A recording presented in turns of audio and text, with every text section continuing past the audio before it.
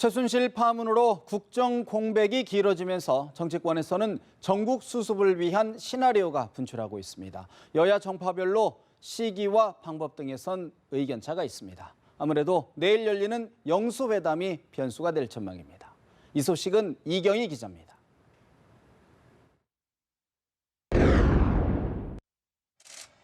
대통령 하야를 전제로 하되 혼란을 최소화하기 위해 거론되는 일종의 절충안입니다.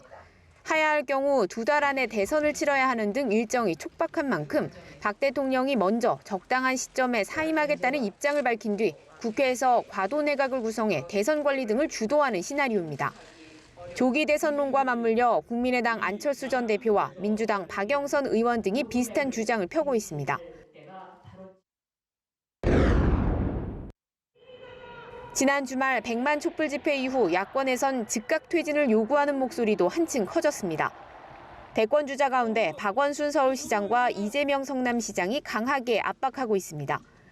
그러나 질서 있는 퇴진이든 즉각 하야든 박 대통령이 사퇴 요구를 받아들일 가능성이 거의 없어 보이는 만큼 현재로선 현실성이 크지 않은 시나리오라고 볼 수 있습니다.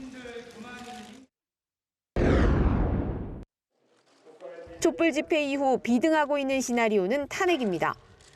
국회 재적의원 3분의 2 이상의 찬성이 필요한 탄핵안은 과연 여권에서 찬성표가 나올 것이냐에 대한 회의적인 관측이 많아 야권에서도 선을 그어왔지만 여권 비주류 일각에서 탄핵을 언급하기 시작하면서 여지가 생겼습니다.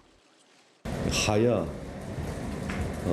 이것을 받아들인다면 그에 따른 또 다른 더 큰 혼란이 올 수 있기 때문에 헌법 절차에 따라서 할 수 있는 길은 이 탄핵밖에 없다 하는. 그러나 국회 문턱을 넘는다 해도 최종 심판을 맡을 헌법재판소가 탄핵 결정을 내릴지 불투명하고 최대 반년이란 시간이 걸릴 수도 있어 아직은 신중한 모습입니다. 대통령직을 유지하되 국정 운영에선 완전히 손을 떼고 이선으로 물러나는 안으로 아직 하야를 당론으로 채택하지 않은 민주당의 공식 입장이기도 합니다.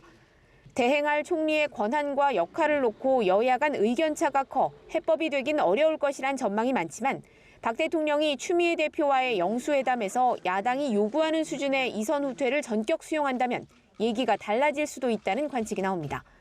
연합뉴스TV 이경희입니다.